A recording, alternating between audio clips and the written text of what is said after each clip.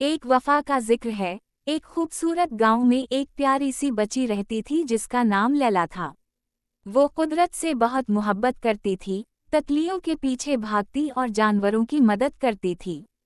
ایک دن جب وہ جنگل کے کنارے چہل قدمی کر رہی تھی، اسے جھاڑیوں کے نیچے کچھ چمکتا ہوا نظر آیا۔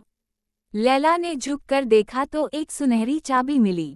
یہ چابی کس چیز کی ہے؟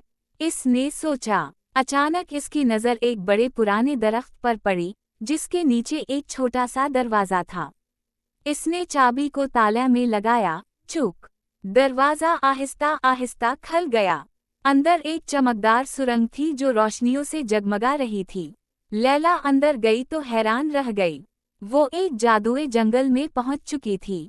درخت سرگوشیاں کر رہے تھے اور رنگ برنگے پرندے خوشی سے گیت گا رہے تھے۔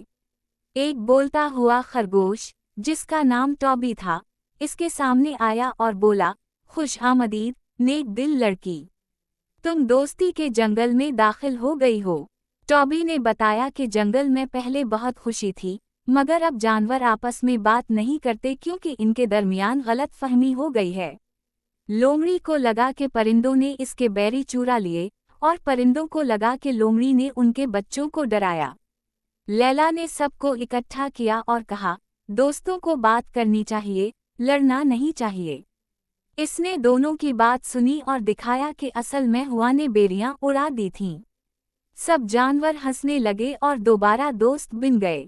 شکریہ کے طور پر جنگل جگمگانے لگا، درخت ناچنے لگے، ندی چمکنے لگی، اور ٹوبی نے لیلا کو ایک جادوئی پھول دیا جو ہر بار مہکتا جب وہ نیکی کرتی۔ جب لیلا واپس گھر پہنچی تو اس کے ہاتھ میں وہ چمکتا ہوا پھول تھا۔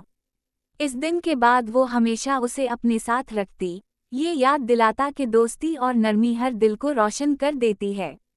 اس کہانی سے ہمیں یہ سبق ملتا ہے کہ نرمی اور سمجھداری سے دلوں میں محبت پیدا ہوتی ہے۔